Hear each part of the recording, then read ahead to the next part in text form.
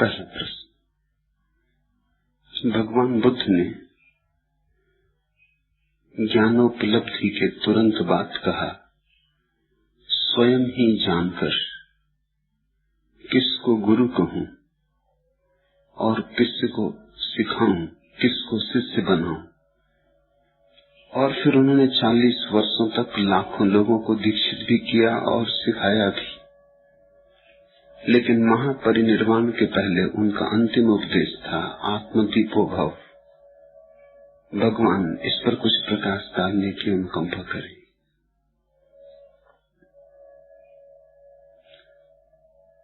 जिसने भी जाना सदा स्वयं से जाना।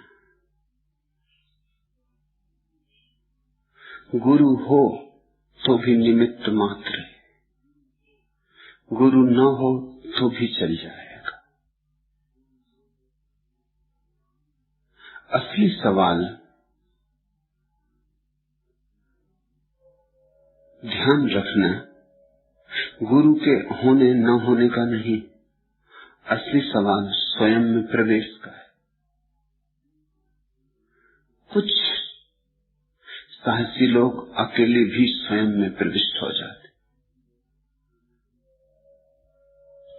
कुछ को सहारे की जरूरत पड़ती। जिनको सहारे की जरूरत पड़ती है वे भी प्रविष्ट तो अकेले ही होते, सहारा निमित्त मात्र है। सहारा वस्तुतः सत्य के मिलने में सहयोगी नहीं है, सिर्फ तुम्हारी हिम्मत बढ़ाने में सहयोगी। जैसे तुम डरते हो गहरे पानी में जाने में और कोई कहता घबराओ मत, मैं किनारे पर खड़ा हूं, तुम जाओ, जरूरत होगी तो मैं हूं, मैं कूद पड़ूंगा, बचा लूंगा। तुम जाते हो, जरूरत कभी पड़ती नहीं, क्योंकि वो गहराई तुम्हारी ही गहराई है। उसमें डूब के आदमी मिटता नहीं, पहली दफा होता है, इसलिए डूबने में कोई खतरा ही नहीं। न डूबो तो ही झंझट है, डूब गए तब तो कोई खतरा नहीं, डूब गए तो पहुंच गए। लेकिन जिसने गहराई नहीं जानी वो डरता है। गुरु इतना ही करता है कि तुम्हारे झूठे डर को, तुमसे अगर वो कहे कि ये डर झूठा है, घबराओ मत, कोई कभी डूबा नहीं, या डूब भी गए जो वे पहुंच गए डूबकर, तो शायद तुम भाग खड़े होगे। तुम कहोगे क्या पक्का भरोसा कि कोई कभी डूबा नहीं, और न हो डूबा हो कोई, मुझे तो लगता है कि मैं डूब जाऊंगा, मैं असहाय, मैं अल्प शक्तिवान, इस विराट सागर में अकेला जाऊं, नहीं होगा। या अगर गुरु कहे तुमसे सच्ची बात कि डूब गए तो पहुंच गए, डूबना सौभाग्य है, मृत्यु महाजीवन का द्वार, तब तो तुम इस आदमी को बिल्कुल ही छोड़कर भाग जाओ। यहां रुकना भी खतरनाक है। मिटने कोई नहीं आता गुरु के पास, होने आता है, लेकिन होने की प्रक्रिया मिटना है। तो गुरु ये बातें नहीं कहता, इन बातों को छिपा के रखता है। ये तो तुम जानोगे तब जानोगे। तुम्हें आश्वासन देता है घबराओ मत, मैं तो खड़ा हूं, देखते नहीं मुझे कि इतनी गहराइयों में तैरता हूं, तुम डूबोगे तो मैं बचा लूंगा। ये एक झूठ को दूसरे झूठ से सहारा देके तुम्हें हिम्मत, तुम्हें साहस देने की चेष्टा है, ये उपाय है। इस भांति तुम उतर जाते हो। उतर गए तो तुम स्वयं जानोगे कि बचाने की कोई जरूरत ना थी, बचाना तो महंगा पड़ जाता है। उतर के तो डूबना ही है, डूब के गहराई हो जाना है, उसी गहराई में समाधि है, निर्वाण है। तो गुरु को तुम्हें बचाने कभी जाना नहीं पड़ता। गुरु तो तुम्हें इस बहाने भेज रहा है कि बचा लूंगा, घबराओ मत, जाओ। तो एक दफा गए तो खुद ही स्वाद लग जाएगा, और डूबने का स्वाद लग गया तो राज समझ में आ गया। जब तुम पालोगे तब तुम कहोगे अरे यह तो अपने से हो गया। तब तुम जानोगे भली भांति कि गुरु को कुछ भी ना करना पड़ा, फिर भी तुम अनुग्रह मानोगे, यद्यपि गुरु ने कुछ भी नहीं किया। इतना तो किया कि तुम एक व्यर्थ की बात से डरे थे, तुम्हें सहारा दिया। उस समय सहारा बड़ा जरूरी था। अब ये जरा जटिल मामला है। सहारा गुरु देता भी नहीं, क्योंकि सहारे की कोई जरूरत नहीं, और देता भी है क्योंकि तुम झूठ हो, तुम अंधेरे में खड़े हो, तुम्हें कुछ दिखाई नहीं पड़ता। तुम्हें सहारे की जरूरत है तो तुम्हें सहारा देता, यद्यपि सहारे की जरूरत कभी नहीं पड़ती। तुम्हें बेसहारा छोड़ने में ही गुरु की कला है। अगर कोई गुरु तुम्हें सहारा सच में दे दे तो तुम वंचित रह जाओगे, वही सहारा अटकाव हो जाए। तो बुद्ध ठीक कहते हैं कि स्वयं ही जानकर अब किसको गुरु कहूं। किसी ने जनाया नहीं, किसी ने सत्य दिया नहीं, सत्य भीतर आविष्कृत हुआ है, भीतर उमगा है। किसको गुरु कहूं? और जब किसी को गुरु नहीं कह सकता तो किसको शिष्य बनाऊं? वो उसका अनुसंग है। जब मैं किसी को गुरु नहीं कह सकता तो अब किसको शिष्य बनाऊं, किसको सिखाऊं? जानता हूं कि सिखाने की जरूरत ही नहीं। प्रत्येक व्यक्ति सत्य को लेकर ही जन्मा है। सत्य तुम्हारा स्वभाव है। कुछ करना नहीं, सिर्फ अपने स्वभाव को पहचानना है। और ये पहचान की क्षमता भी तुम में है। सारा आयोजन है। तुम वीणा बजाना जानते हो, तुम्हारी अंगुलियां कुशल हैं, वीणा भी रखी है, यद्यपि संगीत पैदा नहीं हो रहा। तुम अंगुलियां वीणा पर रख नहीं रहे, तुम अपनी कुशलता वीणा पर बरसा नहीं रहे। तुम अपनी कुशलता वीणा पर बरसाओ, वीणा तुम पर संगीत बरसा दे। सब मौजूद है। तुम्हें भोजन बनाना आता है, आटा भी है, नमक भी है, घी भी है, दाल भी है, पानी भी है, आग भी जली रखी, और तुम भूखे बैठे हो, और तुम्हें भोजन बनाना भी आता है। कुछ कमी नहीं, सब है। जरा तालमेल बिठाना है, जरा संयोजन जमाना है। भूखे रहने की कोई जरूरत न रह जाए। इसलिए बुद्ध कहते हैं, किसको सिखाऊं, क्या सिखाऊं? सत्य सिखाया ही नहीं जा सकता। जो सिखाया जाएगा वह सत्य नहीं होगा। सिखाने की तो बात दूर, सत्य कहा भी नहीं जा सकता। जो भी चीज सिखाई जाएगी वो तुम्हारा स्वभाव नहीं। सब सिखावन प्रभाव है। तुम जो भी सीखते हो वो बाहर का है, अनसीखा भीतर पड़ा है। उसको सीखना नहीं, उसके लिए तो सब सिखावन भूलनी। जो जो सीख लिया उसे विस्मृत करना है। असली गुरु वही जो तुम्हें सिखाता नहीं बल्कि तुम्हें भुलाता है। जो कहता भूलो, यह भी भूलो, यह भी भूलो, यह भी भूलो, यह सब कचरा है, कचरे को भूलते जाओ, ये बाहर से आया, इसे छोड़ते जाओ, त्यागते जाओ। जब तुम्हारे पास त्यागने को कुछ भी न बचे, जब बाहर से आया हुआ सब तुमने वापस बाहर फेंक दिया, तब जो शेष रह जाएगा धड़कता हुआ ज्योतिर्मय, वही तुम हो, वही सत्य है। बाहर से जो आया है उसने तुम पर परतें जमा दी, जैसे दर्पण पे धूल की परतें जम गई। गुरु कहता है धूल को पोंछ दो। दर्पण भीतर मौजूद है, दर्पण कहीं से लाना नहीं। तो इसलिए बुद्ध कहते हैं, किसको सिखाऊं, किसको गुरु बनाऊं? और तुम्हारा प्रश्न भी संगत है।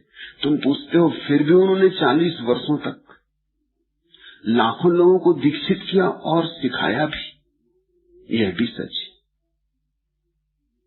तुम्हारा प्रश्न संगत है और तुम्हें बड़ी उलझन में डालेगा। एक तरफ कहा कि न मेरा कोई गुरु और न मैं सिखाऊंगा किसी को, फिर 40 वर्षों तक लाखों लोगों को सिखाया। जितने लोगों को बुद्ध ने सिखाया किसी दूसरे व्यक्ति ने नहीं सिखाया। सिखाया क्या? यही सिखाया कि सिखाने को कुछ भी नहीं। दीक्षित किस बात में किया? इसी बात में दीक्षित किया कि कोई गुरु नहीं, अब तो दीपो भव, अपने दिए खुद बन। ये भी सिखाना पड़ेगा क्योंकि गलत सीख भीतर बैठ गई। तुमने पत्थर को हीरा मान रखा है। बुद्ध ने इतना ही सिखाया कि ये पत्थर हीरा नहीं। हीरे को सिखाने की जरूरत नहीं, हीरा तुम्हारे भीतर पड़ा है। पत्थर से तुम्हारा छुटकारा हो जाए तो तुम्हारी नजर हीरे पे अपने से पड़ जाए। लेकिन तुमने पत्थर को हीरा मान लिया तो तुम मुट्ठी पत्थर पे बांधे हो, हीरा भीतर पड़ा है, वहां नजर जाती नहीं, क्योंकि नजर तो वहां जाती जहां तुमने हीरा समझा है। हीरे को तुमने छोड़ रखा है, पत्थर पर नजर टिका रखी। तो बुद्ध ने क्या सिखाया लोगों को 40 वर्ष तक? यही सिखाया कि सिखाने को कुछ भी नहीं, थोड़ा अंश सीखना जरूर करना। ये पत्थर हीरा नहीं, बस इतना जानो। जैसे ही ये दिखाई पड़ जाएगा पत्थर हीरा नहीं, तुम्हारी नजर मुक्त हो जाएगी पत्थर से। मुक्त नजर हीरे को फिर खोजने लगेगी। और अगर तुम्हें ये समझ में आ जाए कहां कहां हीरा नहीं है, बस पर्याप्त हो गया। फिर वहां से तुम मुक्त होने लगोगे। मुक्त होते होते एक दिन नजर उस जगह टिक जाएगी जहां हीरा है। असार को असार की भांति जान लेना सार को जानने का सूत्र है। असत्य को असत्य की भांति पहचान लेना सत्य की तरफ यात्रा है। तो बुद्ध ने सिखाया कुछ भी नहीं, फिर भी सिखाया। तुम्हारी अड़चन भी मैं समझता हूं, बुद्ध की अड़चन भी समझो। मगर बुद्ध ठीक ही कहते, सत्य सिखाया नहीं जा सकता, लेकिन झूठ झूठ है ये समझाया जा सकता है। और यही समझाया। 40 वर्षों तक सतत, और इसी भाव में दीक्षा दी। बुद्ध अद्भुत गुरु है। दुनिया में 3 तरह के गुरु संभव। एक तो गुरु जो कहता है गुरु के बिना नहीं होगा, गुरु बनाना पड़ेगा, गुरु चुनना पड़ेगा।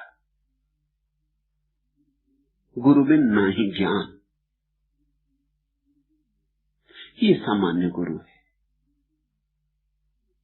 इसकी बड़ी भीड़ है और ये जमता भी है। साधारण बुद्धि आदमी को ये बात जमती, क्योंकि बिना सिखाए कैसे सीखेंगे। भाषा भी सीखते तो स्कूल जाते, गणित सीखते तो किसी गुरु के पास सीखते, भूगोल इतिहास कुछ भी सीखते तो किसी से सीखते, तो परमात्मा भी किसी से सीखना होगा। ये बड़ा सामान्य तर्क है, थोथा, ओछा, छिछला, मगर समझ में आता आदमी के कि बिना सीखे कैसे सीखोगे। सीखना तो पड़ेगा ही, कोई ना कोई सिखाएगा तभी सीखोगे। इसलिए 99% लोग ऐसे गुरु के पास जाते हैं जो कहता है गुरु के बिना नहीं होगा, और स्वभावता जो कहता गुरु के बिना नहीं होगा वो परोक्ष रूप से ये कहता मुझे गुरु बनाओ, गुरु के बिना होगा नहीं, और कोई गुरु ठीक है नहीं, तो मैं ही बचा, अब तो मुझे गुरु बनाओ।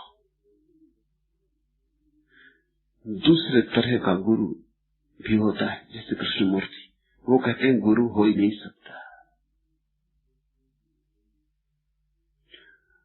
गुरु करने में ही भूल है। जैसे एक कहता है गुरु बिन ना ही ज्ञान, वैसे कृष्णमूर्ति कहते हैं गुरु संग ना ही ज्ञान। गुरु से बचना, गुरु से बच गए तो ज्ञान हो जाएगा, गुरु में उलझ गए तो ज्ञान कभी नहीं होगा। 100 में बहुमत 99% लोगों को पहली बात जमती है, क्योंकि सीधी साफ। थोड़े से अल्पमत को दूसरी बात जमती है, क्योंकि अहंकार के बड़े पक्ष में। तो जिनको हम कहते हैं बौद्धिक लोग, इंटेलिजेंसिया, उनको दूसरी बात जमती। पहले सीधे साधे लोग, सामान्य जन, उनको पहली बात जमती है। जो अत्यंत बुद्धिमान है, जिन्होंने खूब पढ़ा लिखा है, सोचा है, चिंतन को निखारा मांझा है, उन्हें दूसरी बात जमती, क्योंकि उनको अड़चन होती किसी को गुरु बनाने में।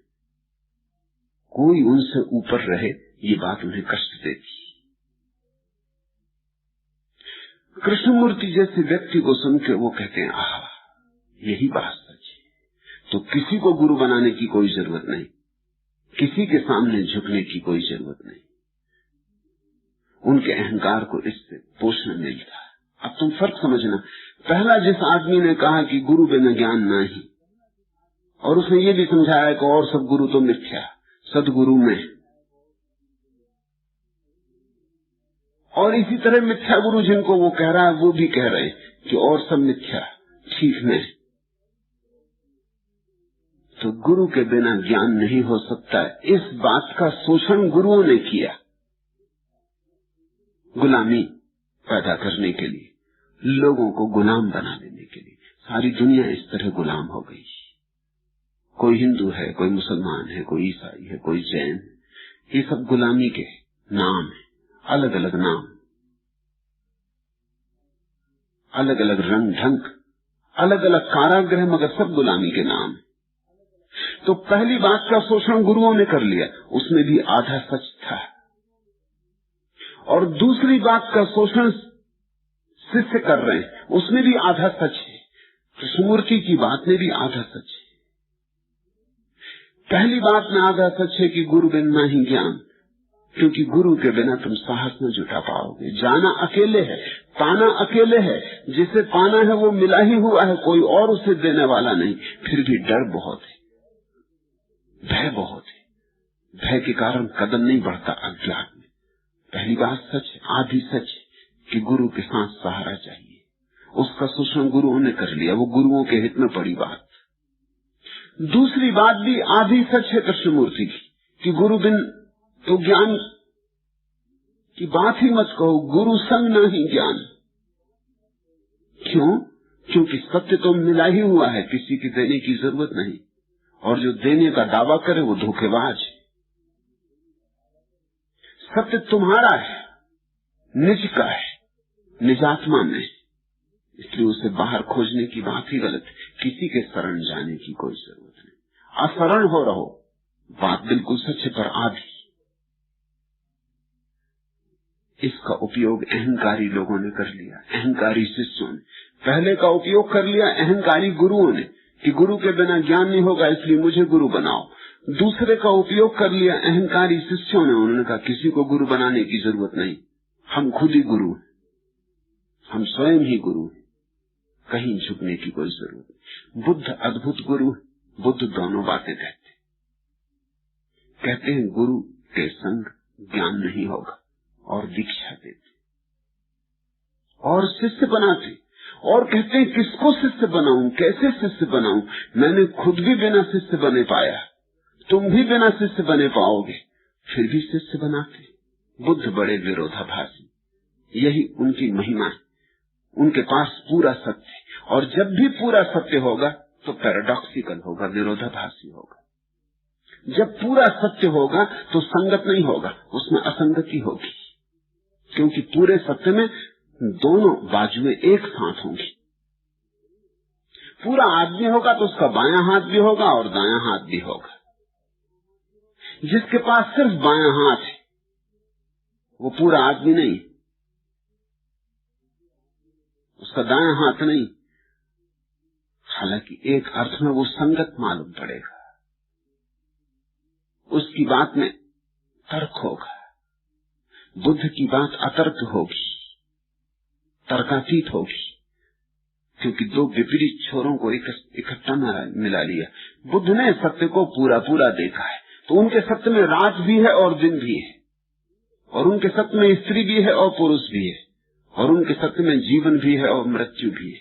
उन्होंने सत्य को इतनी समग्रता में देखा, उतनी ही समग्रता में कहा भी। तो वो दोनों बात कहते, वो कहते किसको शिष्य बनाऊं, और रोज शिष्य बनाते। बुद्ध को समझने के लिए तुम्हें दोनों तरह के गुरुओं से ऊपर उठना होगा। वो जो कहते हैं गुरु के बिना ज्ञान हो ही नहीं सकता, उनसे ऊपर उठना होगा। और जो कहते हैं गुरु के संग ज्ञान हो ही नहीं सकता, उनसे भी ऊपर उठना होगा, तो तुम बुद्ध को समझ पाओगे।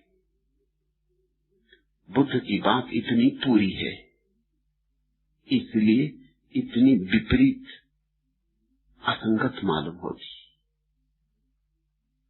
तुम सोचते हो कि पहले तो उन्होंने कहा कि स्वयं जानकर गुरु किसको कहूं, किसको सिखाऊं, और फिर अंत में ये भी कहा मरते वक्त आत्मदीपो भव, अपने दीपक स्वयं बनो। इन दोनों में कोई विरोध नहीं। शिष्य बनाए, लेकिन शिष्य बना के यही कहा आत्मदीपो भव। यही उनका शिष्यत्व है।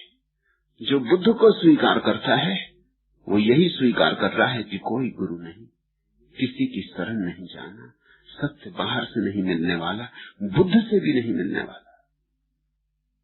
बुद्ध का बड़ा प्रसिद्ध वचन है कि अगर कहीं रास्ते पर मैं मिल जाऊं तो मुझे तत्क्षण मार डालना।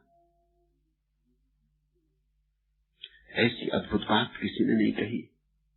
अगर मैं रास्ते पर कहीं मिल जाऊं, अगर तुम्हारी समाधि के मार्ग पर कहीं बीच में खड़ा हो जाऊं तो मुझे हटा डालना, मार डालना। मेरे कारण रुकना मत, मेरा मोह तुम न पैदा ना हो। तुम मुझे मत पकड़ लेना, तुम मुझसे भी मुक्त हो जाना। अगर बीच में कभी मैं आड़े आने लगूं, तुम्हारी समाधि में अगर मैं बाधा डालने लगूं, अगर तुम्हारे मन में मेरे प्रति राग पैदा होने लगे, मोह पैदा होने लगे, तो तुम मुझे भी छोड़ देना, क्योंकि राग और मोह सब छोड़ने तुम मुझे भी क्षमा मत करना, तुम मुझे भी 2 टुकड़े कर देना। ऐसी हिम्मत की बात जिसे परिपूर्ण सत्य दिखा हो और जिसने परिपूर्ण सत्य जैसा है वैसा ही कहा हो, उससे ही संभव हो सकती। तो मैं तुम्हें बुद्ध की बात संक्षिप्त में कह दूं। बुद्ध कहते हैं न कोई गुरु है न कोई शिष्य, और मैं तुम्हारा गुरु और तुम मेरे शिष्य। मेरे पास सिखाने को कुछ भी नहीं है और आओ मैं तुम्हें सिखाऊं। गुरु की कोई जरूरत नहीं है और आओ मेरा सहारा ले लो। तुम अड़चन में पड़ जाओगे, तुम्हारी बुद्धि एकदम अस्त व्यस्त हो जाएगी कि अब क्या करें, इस आदमी के साथ क्या करें। लेकिन यही पूर्ण सत्य है, ये सर्वांगीण सत्य, क्योंकि दोनों बातें इसमें आ गई। इसमें गुरु शिष्य भी आ गए और गुरुत्वा भी नहीं आई और शिष्य की जड़ता भी नहीं आई। गुरु शिष्य का अपूर्व नाता भी आ गया और नाता मोह भी नहीं बना। वह अंतरंग संबंध भी निर्मित हो गया, लेकिन उस अंतरंग संबंध में कोई गांठ नहीं पड़ी, कारागृह नहीं बना। बुद्ध को स्वीकार करते समय तुम्हें मुक्ति मिल रही है। बुद्ध को गुरु की तरह स्वीकार करते समय तुम गुरु के जाल में नहीं पड़ रहे हो, तुम सब जालों के पार जा रहे हो। ऐसे गुरु को ही पुराने शास्त्रों ने सदगुरु कहा है। गुरु तो बहुत है, सदगुरु कभी कभी कोई होता है। ध्यान रखना, सदगुरु का अर्थ यही है कि पहले तुम्हें संसार से मुक्त करवा दे और फिर अपने से भी मुक्त करवा दे, क्योंकि मुक्ति में फिर अंत में बाधा नहीं आनी चाहिए। ऐसा ही समझो कि एक माँ अपने बच्चे को चलना सिखाती, हाथ पकड़ के। चलना क्या सिखाओगे बच्चे को? चलने की क्षमता उसमें पड़ी, तुम्हारे सिखाने से क्या होगा? तुम्हारे सिखाने से होता तो किसी लंगड़े को चलाओ, किसी के पैर टूटे हो उसको चलाओ, तब पता चल जाएगा कि नहीं अपने बस के बाहर की बात। तुम्हारे सिखाने से चलता हो, पत्थरों को चलाओ सिखा के, तुम पा जाओगे कि ये नहीं होने वाला। बच्चा चलता है क्योंकि चल सकता है, बच्चे में चलने की क्षमता पड़ी, लेकिन शायद हिम्मत नहीं जुटा पाता खड़े होने की, डरता है, स्वाभाविक, गिर जाऊं, कभी चला नहीं पहले, भय होगा ही। मां हाथ पकड़ लेती, सांस सांस चलने लगती कि देखो मैं चल रही, तुम भी मेरे जैसे हो, तुम्हारे भी 2 पैर, मेरे भी 2 पैर, आओ मेरा हाथ पकड़ो और चलो। हाथ के सहारे बच्चा 2-4 कदम चल लेता और उसे भरोसा आता। तुमने देखा जैसे ही बच्चा थोड़ा चलने लगता वो हाथ छुड़ाता मां से वो कहता मेरा हाथ छोड़ो। अब माँ थोड़ी डरती भी कभी कि भी गिर ना जाए, अभी छोटा है, मगर वो कहता मेरा हाथ छोड़ो। अब चलने का मजा खुद लेना चाहता है। और समझदार माँ धीरे धीरे हाथ छोड़ती, ना समझ माँ जबरदस्ती हाथ को पकड़े रहती। तो माँ की कला क्या हुई? पहले हाथ पकड़े और फिर छोड़े। पहले बच्चे को अपने पैरों पर खड़ा कर दे, फिर दूर हट जाए, छाया भी ना पड़ने दे उस पर। कहीं ऐसा ना हो कि बच्चा उसके आंचल को ही पकड़े, जिंदगी भर कमजोर रह जाए। कई दफा ऐसा हो जाता, माताएं जरूरत से ज्यादा बच्चे को सहारा दे देती, फिर वो अपने पैरों चल ही नहीं सकता। अभी एक युवक ने मुझे आके कहा कि वो अकेला कमरे में नहीं सो सकता। मैंने कहा मामला क्या? उसने कहा कि सदा माँ ने अपने ही कमरे में सुलाया। अब तो उम्र उसकी कोई 27 साल है, अकेला नहीं सो सकता कमरे में, कोई ना कोई चाहिए, माँ का परिपूरक कोई चाहिए। कोई कमरे में ना हो तो अकेला नहीं सोता। होगा तो मुझे नींद ही नहीं आती। अभी जरा जरूरत से ज्यादा बात हो गई। हाँ, छोटा बच्चा है, अकेला नहीं सो सकता, ये समझ में आता, माँ सो जाए। लेकिन जैसे ही बच्चे की क्षमता जगने लगे वैसे उसे हट जाना चाहिए। अब ये बच्चा तो रुग्ण हो गया, इसको सहारा नहीं मिला, जहर हो गई बात। और ऐसा ही इस सूक्ष्म जगत में भी घटता है गुरु और शिष्य के बीच। गुरु अगर कस के हाथ पकड़ ले, जैसा गुरु पकड़ लेते, जो कस के हाथ पकड़ ले समझ लेना कि वो मिथ्या गुरु है। जो तुम्हारा कस के हाथ पकड़ रहा है वो तुम्हें सहारा कम दे रहा है, खुद सहारा ज्यादा ले रहा है। इस बात को ख्याल में रख लेना। जो कस के हाथ पकड़ रहा है वो भला तुमसे कह रहा हो कि मैं तुम्हें सहारा दे रहा हूं, लेकिन वो खुद अकेला होने में डरता है, और तुम अगर उसे छोड़ोगे तो बहुत नाराज होगा।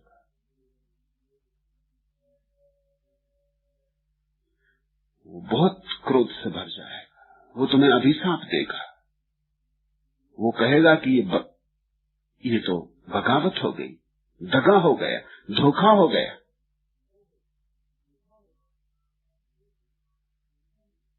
ये गुरु खुद ही कमजोर है। ये तुम्हारा हाथ पकड़ के खुद भी हिम्मत जुटा रहा था। ये किसी काम का नहीं, तुम्हें क्या हिम्मत देगा, इसमें खुद भी हिम्मत नहीं। सदगुरु की परिभाषा है जो तुम्हारा हाथ पकड़े, बहुत पोले पोले पकड़े, इतना पोला पकड़े कि कभी हाथ खिसकाना पड़े तो तुम्हें पता भी ना चले, तुम्हारे हाथ पर दबाव भी ना पड़े, तुम्हारे हाथ को पकड़े जाने की आदत भी ना पड़े, आदत के पहले हाथ सरक जाए। सदगुरु वही है जो अंततः तुम्हें तुम्ही पर फेंक दे, ताकि तुम अपने पैरों पर खड़े हो जाओ, अपनी स्वतंत्रता में, अपनी महिमा में, ताकि तुम अपने भीतर के सत्य को जान लो।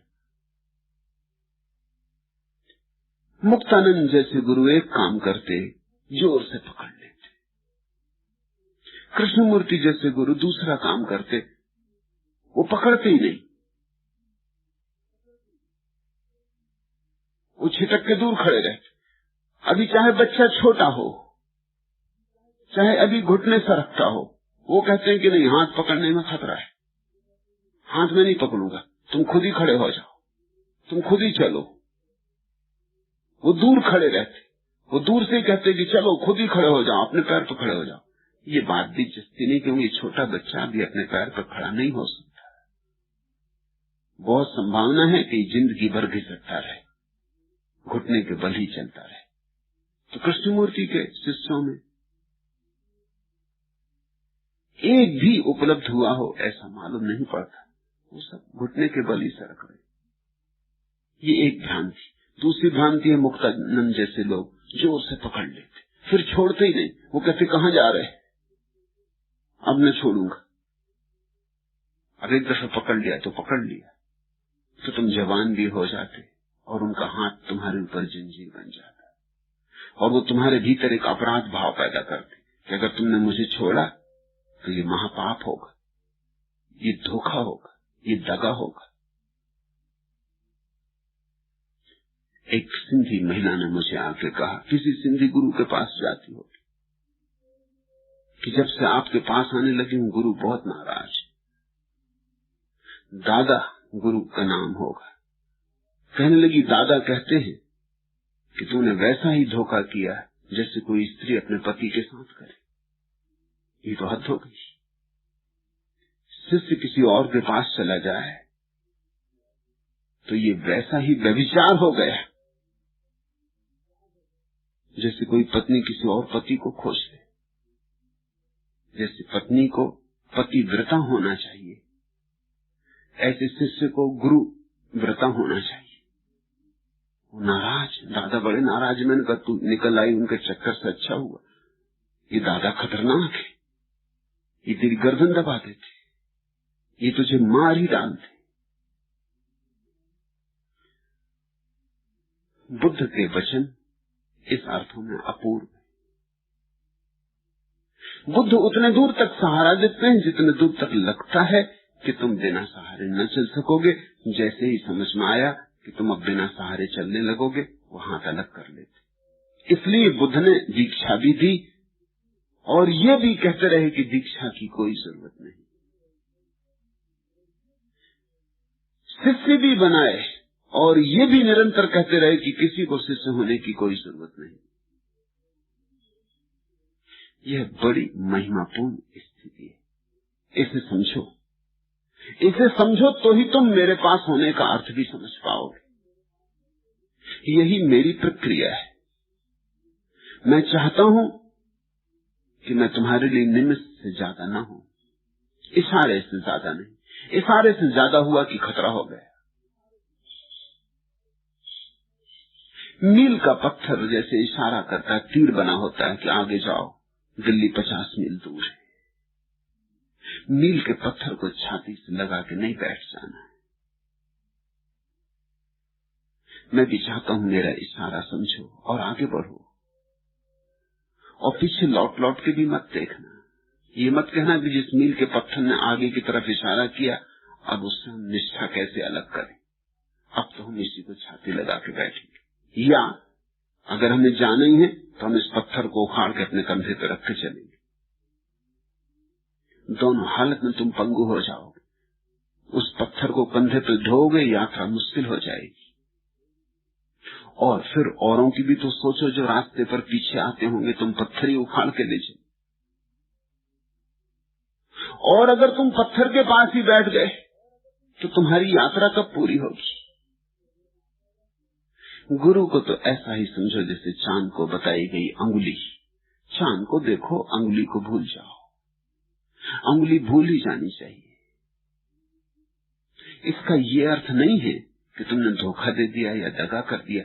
सच तो यह है कि जो अंगुली तुम्हें बिल्कुल भूल जाएगी और चांद ही दिखाई पड़ता रहेगा, उस अंगुली के प्रति तुम्हारे जीवन में सदा अनुग्रह का भाव रहेगा, क्योंकि उसी ने चांद को दिखाया। और न केवल चांद को दिखाया, अपने को हटा भी लिया, चुपचाप हटा लिया। कहीं ऐसा ना हो कि अंगुली के कारण बाधा बन जाए। आंख बड़ी छोटी है, एक अंगुली भी चांद को देखने में रुकावट बन सकती। अब मैं अगर अपनी उंगली तुम्हारी आंख में ही रख दूं तो तुम्हें क्या चांद दिखाई पड़ेगा? दिन में तारे नजर आने लगेंगे। हिमालय जैसा बड़ा पहाड़ भी सामने खड़ा हो और अंगुली कोई आंख में रख दे तो फिर नहीं दिखाई पड़ेगा। जरा सी ककरी आंख में पड़ जाती तो हिमालय छिप जाते। आंख शुद्ध होनी चाहिए, इतनी शुद्ध होना चाहिए उसमें गुरु की छाया भी न पड़े। ऐसी अद्भुत प्रक्रिया बुद्ध ने दी। बुद्ध को समझते समय तुम मुझे भी समझ ले सकते हो। मैं भी कहता हूं गुरु की कोई जरूरत नहीं, और फिर भी कहता हूं कि गुरु की जरूरत है। मैं भी कहता हूं शिष्य बनने का कोई कारण नहीं, और फिर भी कहता हूं शिष्य बने बिना नहीं होगा। और मैं भी कहता हूं सिखाने को क्या है, भूलने को है, फिर भी तुम्हें सिखाता हूं।